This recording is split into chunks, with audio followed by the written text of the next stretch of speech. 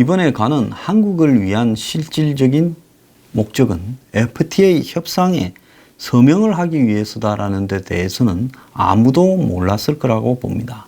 이와 관련해서 어떤 데모도 없었습니다. 재협상을 해서 재협상 결과를 이번에 서명하는 거 아닙니까? 미국이 작년 한 7월부터 제가 이 문재인이 미국에 가서 그렇게 떠들면 미국이 FTA 재협상을 들고 놓을 거라 했고, 결국 미국이 FTA를 파기하려고 하니까 놀라서 재협상을 했잖아요. 올 설 국면에 이 FTA 협상이 어느 정도 타결됐다, 이런 이야기가 나왔던 걸로 기억을 하는데요.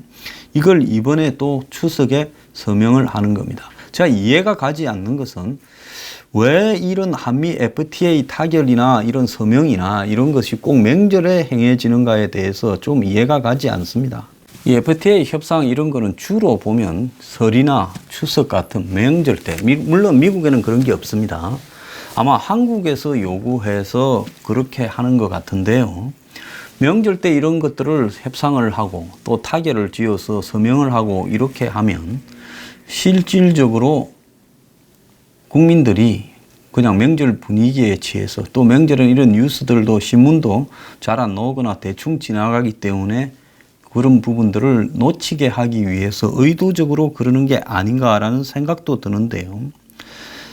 자, 그런데 지금 이 트럼프가 장사꾼인데 문재인에게 만년필을 하나 줬다. 문재인에게 이 한미 FTA 서명을 하고 만년필을 선물로 건네어서 이렇게 화제가 되었다, 이렇게 보도가 나왔습니다. 내가 친구라 부르는 문재인 대통령이라고 트럼프가 칭하면서 만년필까지 선물로 줬다. 트럼프가 미국 뉴욕 롯데 뉴욕 팰리스 호텔에서 진행된 한미 FTA 개정 협정 서명문에서 문재인을 친구라고 불렀다는 겁니다. 그러면서 트럼프는 오늘 서명식은 무역에 관한 것인데 북한에서도 긍정적인 메시지가 변화가 이루어지기를 바란다 하면서 문재인과 한국의 협력에 감사하다면서 내가 친구라 부르는 인물로 문재인을 지켜 세우며 특별한 감사함을 표시를 했습니다. 트럼프의 친구 발언 이후 문재인이 원고를 보며 차분히 모두 발언을 낭독하자 트럼프가 고개를 끄덕이며 호응을 하고, 문재인은 직접 펜을 꺼내 협정문에 서명한 뒤 다시 펜을 상의 안쪽 주머니에 집어넣었는데, 반면 트럼프는 서명을 교환한 다음 자신이 서명한 편을 문재인에게 선물로 건넸다고 합니다. 그래서 이것이 우정의 징표다 하면서 트럼프 만년필이라고 이렇게 일부 언론에 이야기가 나왔어요.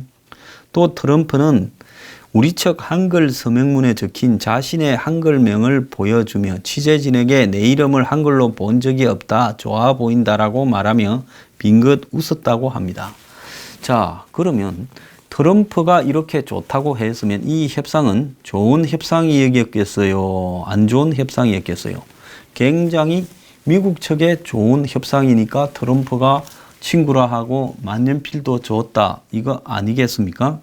그런데 이게 만년필이 아니라 유성 사인펜이었다라고 합니다. 자, 일부 언론들이 제대로 알아보지도 않고 만년필, 고급 만년필이다라고 하니까 청와대가 그것은 고급 만년필이 아닌 유성 사인펜이다라고 이야기를 했습니다.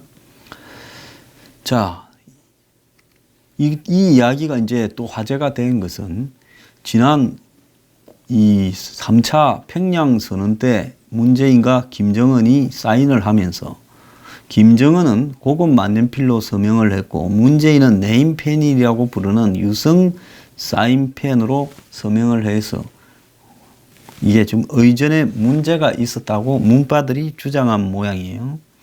그래서 이와 관련해서 청와대는 평소에 만년필을 잘 사용하지 않고 네임펜을 쓴다, 이렇게 이제 이야기를 했는데 문재인이 그걸 선호한다. 이번에 트럼프가 만년필을 하나 줬다, 이렇게 해서 화제가 됐는데 그것도 유성펜이었다는 겁니다. 자, 그건 뭐 에피소드로 하는 이야기인데요. 자, 트럼프가 한미 FTA 개정 협상이 성공적이었다. 자, 이렇게 말을 하는 것은 어떻습니까? 미국에 유리한 협상이었을 가능성이 많습니다. 미국이 이 한미 FTA 협상을 해놓고 그걸 깨겠다고 하면서 재협상을 요구했고, 그래서 한국이 그걸 막기 위해서 다시 협상으로 들어간 것이 지금까지 협상의 과정입니다. 즉 미국은 한국이 한미 FTA로 이전보다 훨씬 많은 흑자를 얻어가니까 이렇게 불평등한 협정이 맺어진 데 대해서 우리는 못 지키겠다. 즉 한번 협정을 맺어놓고 깨자. 이러니까 한국이 아니다. 와그라노 다시 하자. 이렇게 해서 협상이 됐는데 지금 트럼프가 만족한다라는 것은 그건 뭐겠어요? 그야말로 미국의 트럼프가 원하던 것을 한국의 양보를 관철시켜서 흐뭇해졌다 이야기 아니겠습니까? 자, 한국은 ISD 소송을 이렇게 중복해서 제소하는 것을 못하게 만들었다. 지금 론스타 소송이나 더 나아가서 지금 이 삼성의 제일모직 삼성물산 합병에 대한 소송에 대한 것들이 지금 ISD 소송으로 제기되고 있지요. 근데 이런 부분에서 중복 소송을 못하게 했다라고 하지만 이게 과연 무슨 큰 의미가 있겠네요. 중복 소송은 못해도 본 소송은 할 수 있지 않습니까? 근데 이 부분을 한국은 업적이라고 이야기를 하고 있고요. 미국은 한국산 픽업 트럭에 대한 25% 관세 철폐 시기를 2021년 1월 1일로 규정했지만은 2041년 1월 1일로 20년을 더 연장을 했습니다. 그러니까 미국에서 사실상 포드 같은 경우에 자동차 중에 제일 많이 파는 종류가 픽업 트럭입니다. 미국의 영화에 보면 앞에 사람이 타고 있고 뒤에는 짐 실는 그게 픽업 트럭이죠. 그래서 한국은 미국에 픽업 트럭 팔려고 하지 말아라는 이야기고, 또 미국 자동차가 한국 안전 기준에 미달해도 미국 기준에만 맞으면 업체별로 연 5만 대까지 한국에 수출하게 했다는 겁니다. 지금은 2만 5천 대밖에 못했다는 거죠. 그러니까 포드부터 해서 GM 또 미국의 크라이슬러 등이 각기 5만 대 이상씩 수출을 하게 됐다라는 겁니다. 자, 그리고 이제 신약 이렇게 문제 있어서도, 그리고 농업 문제에 있어서도 양보가 있었습니다. 자, 신약 같은 경우에 개발 비용이 들었으니까 약값을 높게 쳐주라 이라는 부분이었는데, 미국은 이걸 가지고 또 한미 FTA에 어긋난다면서 문제를 제기했고, 그래서 제약업계에서는 미국의 신약이 약값 우대를 받게 되면 미국뿐 아니라 다른 글로벌 다국적 사회 의약 제품 가격도 올라갈 가능성이 커졌다라고 이야기를 하고 있습니다. 그리고 주목할 만한 것은 의류 분야에서 원산지 규정 부분을 앞으로는 한미에서 생산되지 않은, 즉 공급이 부족한 원사 등 일부에 대해서는 제3국의 생산 원료를 사용해도 원산지 예외 인정을 해주기로 했다. 그래서 지금 이 문제가 북한의 개성공단에서 생산된 앞으로 의류 부분들을 염두에 두고 문 정권이 미국에 큰 걸 들어주면서 이 부분에 대해서 양보한 게 아닌가 하는 이야기가 나오고 있고요. 그 다음에 이 한미 통상 이슈로 이렇게 부상한 자동차 232조 조치 여부인데요. 트럼프 행정부는 무역확장법 232조를 근거로 수입차가, 미국으로 들어오는 수입차가 미국 안보를 이렇게 위협하고 있다며 25% 고율 관세를 부과하려고 하고 있죠.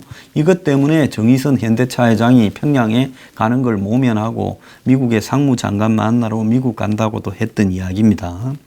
그래서 문재인이 트럼프의 이 수입차 관세 부과를 면제해달라 했는데, 미국에서 판매되는 한국차 절반 이상이 현지 생산으로 고용 창출 효과가 있지 않냐 이랬는데, 트럼프는 여기에 대해 문재인의 말을 고려해라라고 한번 검토 지시만 내렸을 뿐입니다. 이거는 이렇게 끝나버리는 거예요. 미국의 피터 나바로 이 백악관 무역 제조업 정책국장은 인터뷰에서, 이게 미국의 가장 강력한 이 양반이 이 통상 압박의 장본인이죠.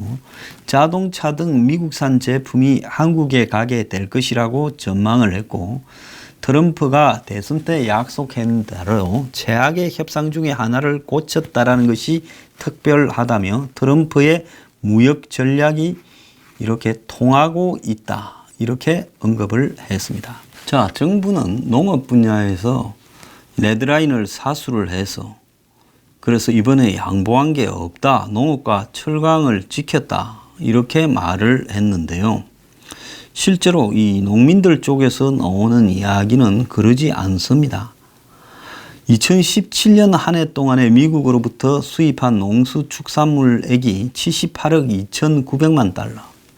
엄청나지요. 사상 최대를 지금 매년 경신 중인데, 반대로 수출액은 6억 4,100만 달러로 적자가, 농업 분야에서 적자가 71억 8,800만 달러입니다. 그래서 농민들이 지금 미국산 농산물 수입 때문에 이 농업 포기가 속출하고 있다는 거예요. 자, 1년에 약 한 7조 5천억에 가까운 미국산 농산물에 지금 흑자가 발생하고 있어요. 자, 이런 상황에서 한국이 지금 미국으로부터 농업을 지켰다라고 이야기하는 것은 이건 말이 안 되는 이야기다라고 말을 하고 있습니다. 자, 그런데 우리는 미국이 요구하는 자동차 시장 개방 등을 해주놓고 실제로 이 겉으로 나와 있는 거 보면 별로 한국이 크게 손해본 것도 없는 것 같고 미국이 크게 이익 본 것도 없는 것 같고 이렇지만은 미국은 자동차에 있어서 핵심적인 부분 때문에 한미 FTA를 개정하자 했습니다. 반대로 한국의 제일 피해가 큰 부분은 농업 부분인데 이 농업 부분은 그냥 이번에 아예 정권이 미국에 문제 제기도 못했어요. 자, 그러면 옛날 같으면 농민들 시위가 한미 FTA를 저런 식으로 개정해야 된다, 개정해서는 안 된다, 농업에 지금 이 무너지는 것을 방지해야 된다고 데모대가 길을 메웠어야 되는데, 문정권이 들어서고 난 뒤에 하나참 희한한 거는 노조고 농민이고 뭐 철거민이고 과거에 데모 많이 하던 사람들이 데모를 안 한다는 겁니다. 문재인이 모든 문제를 해결해 줘서 그러냐. 농업만 보더라도 해결하기는커녕 어떻게 했습니까? 거의 말살시키는 부분을 유지시켜가는 쪽으로 정했는데도 농민들은 지금 데모를 하지 않고 있습니다. 이거 참 희한합니다. 농민들은 죽겠다라는 게 정권 때문에 죽겠다는 거고, 정권만 바뀌면 농업은 살만해집니까? 자, 그런데 가장 중요한 것은 자동차의 불씨가 아까 말한 대로 무역확장법 232조를 그대로 이렇게 우려를 남겨뒀다는 겁니다. 미국이 이 문제를 가지고 언제든지 한국에 25% 관세를 들이밀 수가 있다는 겁니다. 만약에 미국이 25%의 이 관세를 이렇게 한국 자동차에 부과하게 되면 우리 차가 84만 대의 수출길이 완전히 막혀버릴 수도 있고, 최악의 경우에 일자리 13만 개, 부가가치 11조가 사라져버릴 수도 있다는 겁니다. 작년 우리 자동차 업계는 84만 5,300대를 만들어서 미국으로 수출했고, 이것이 돈으로 따지면 145억 2,721만 달러였다라는 겁니다. 자, 문재인이 이 부분에 예외를 인정해 달라고 이야기를 했고, 트럼프가 검토를 지시하면서 기대감이 다소 높아졌지만은 트럼프가 그거 한번 검토해 봐라는 거하고 관세를 안 때린다라는 거하고는 전혀 다른 이야기인 겁니다. 이번 FTA에서 자동차의 관세와 관련해서 안전장치를 약속받은 것은 사실상 없다라고 안덕근 서울대 국제대학원 교수가 말을 하면서 한미 FTA 개정과 무관하게 미국이 한국 자동차에 대해서 무역확장법 232조 조치를 취할 가능성이 여전히 크다라고 말을 하고 있습니다. 뭘 얻어냈는지, 한미 FTA에 그렇게 반대하고 이렇게 비판하던 좌파들은 전부 조용하고, 그래 좌파들 조용하라는 명분을 주려고 이 추석 연휴 기간에 해서 좌파들도 우리도 추석 연휴 기간에 하면 떠들지 않고 조용히 넘어가 주겠다. 만약에 그러지 않으면 우리가 형식적으로라도 데모를 안 할 수가 없다. 이래 스스로 짜고 이렇게 한 겁니까? 한국에 지금 부동산 폭등이 심각한데요. 이 부동산 폭등과 가장 관련 있는 문제가 금리입니다. 은행의 금리가 올라가면 지금 올라간 부동산 가격이 어느 순간에는 거품이 꺼지게 되어 있습니다. 왜? 부동산 투기 중에 상당한 부분이 이런저런 편법을 동원하든 합법적이든 은행의 대출이 관련되어 있을 건데요.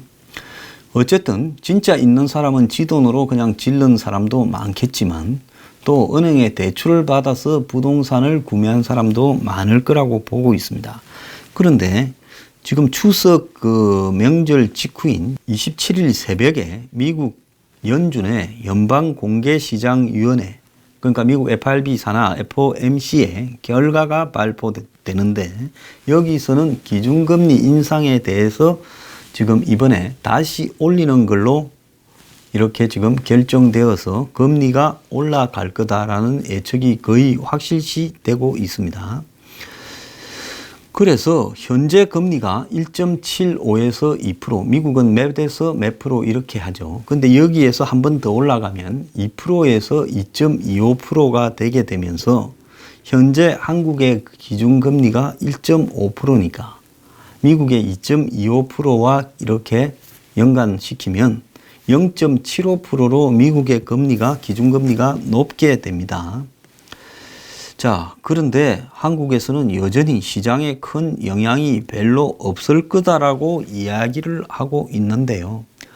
한국은행은 지금 이 정권 들어서 굉장히 정권 말을 잘 듣습니다. 한국은행 총재가 유임됐지요. 말을 잘 들으니까 유임됐겠죠.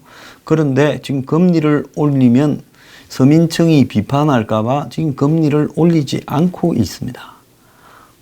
그런데 이것이 이렇게 금리를 자꾸 안 올리고 미국은 금리를 올려서 미국의 금리가 한국의 금리보다 훨씬 비싼 상황이 되게 되면 그때부터는 외국의 자본들이 이제는 미국으로 다 빠져나가게 되면서 주식시장이나 정권시장에서 큰 타격을 입게 되고 외화 유출이 생기면서 지금 외화 유출 사태로 이렇게 고통을 겪고 있는 터키, 브라질, 아르헨티나 이런 나라들처럼 인도네시아도 흔들흔들했죠. 그런 문제가 발생할 가능성도 있습니다. 그런데 2008년에 미국의 서브프라임 모기지 사태가 생길 거라고 예언을 했던 누리엘 루비니 뉴욕대 교수, 굉장히 유명한 사람이지요. 이 사람은 2008년에 미국의 부동산이 이렇게 가서는 폭락할 수밖에 없다라고 예고를 했던 사람입니다.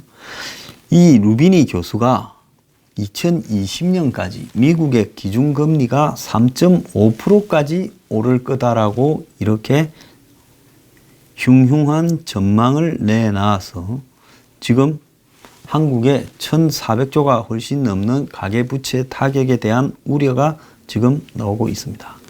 자, 이 루비니 뉴욕대 교수는 미국의 한 경제지에 2020년까지 금융위기가 발생한다라고 이야기를 하고 그 무렵에 미국의 경제 성장률이 지금 반짝하는데 4%에서 2% 밑으로 1%대로 추락하는 와중에 스태그플레이션이 발생해서 기준금리가 3.5%까지 올라갈 것이라는 거죠. 원래 이 인플레이션의 반대말이 디플레이션으로 물가가 내려가면서 금리도 내려가야 되는데 그런데 실제로 이 스태그플레이션이라는 것은 이 한마디로 물가가 올라가는 그러면서 불황에 빠져 있는 이 아주 기이한 일종의 경기 불황을 말을 합니다. 자, 그는 2006년에도 한 국제회의에서 미국 주택담보대출의 부실화와 주택시장 붕괴, 대형 금융기관의 연쇄 파산 시나리오를 제시했는데 1년쯤 지나서 서브프라임 모기지 사태로 입증이 된 바가 있습니다. 자, 그런데 미국이 이렇게 2020년까지 금리를 3.5%까지 올려간다라고 보면 참 이 사람이 이야기한 미국의 스태그플레이션 예고라는 것도 굉장히 불안한 요인이지만은 그 말은 그냥 안 믿고요. 그냥 금리가 실제로 3.5%까지 올라갈 가능성은 매우 크다라는 거죠. 자, 그래서 이제 이 한국은행이 미국의 금리 인상에 따라서 한국의 금리도 인상으로 이렇게 바꾸게 되면 실질적으로 지금 1,500조에 가까운 1,500조가 벌써 넘었을 거라고 생각이 됩니다. 가계 부채가 심각한 상황이 발생하고 할 수 있다는 겁니다. 그런데 한국은행이 정상대로라면 금리를 미국의 금리에 맞춰서 따라 올라가야 되는데 지금 이 정권이 경기도 좋지 않은데 금리까지 올렸다가는 지금 자영업자나 서민이나 중소기업이나 지금 부동산 문제가 심각해진다고 보고 금리를 갖다가 지금 올리지 이렇게 않고 있어요. 그런데 지금 연내에 11월쯤에 한국도 금리를 올리느냐 올리지 않느냐라는 것이 매우 중요한 관심사인데요. 미국의 지금 2분기에 GDP 증가율은 4.2%인데 올해 연말에 최종 GDP 증가율은 2.9% 정도 될 거라고 보고 있습니다. 그런데 한국이 만약에 지금 올해 금리를 지금 더 이상 올리지 않게 되면 좀 이 심각한 나중에 이 충격으로 부동산이 예를 들어서 한꺼번에 올릴 때 나중에 충격을 받아서 폭락할 수 있는 이런 부분이 발생할 수 있는데 그런데 지금 자영업자를 부담을 걱정하고 그다음에 또 부동산 시장을 걱정했을 때는 금리를 올렸다가는 문제가 생기는 게 아니냐라는 부분 때문에 금리를 올리기가 쉽지 않을 거다. 정권하고의 관계를 봐서 이렇습니다. 그래서 한국은행이 금리를 올리는가 올리지 않는가는 그야말로 한국은행의 자체에 맡겨야 되는데 이 부분에 대해서도 지금 한국은 실제로 상황이 그러지 않지 않습니까? 금융통화위원회입니까? 여기서 그냥 알아서 결정하도록 해야 되는데 그러지 못한 상황이에요. 자, 이것도 이제 이런 식으로 금리 타이밍을 놓치게 되면서 어느 순간에 자본이 유출되고 외환위기 비슷한 현상이 발생을 하고 더 나아가서 그 뒤에 이제 뒤늦게 금리를 올리게 되면서 또 부동산 문제가 터지는 이런 요소로 작용하지 않을까 이런 부분인데요. 어쨌든 시한폭탄이 1,500조 가계부채의 시한폭탄이 지금 째깍째깍 이렇게 가동이 되고 있다 이렇게 생각을 합니다.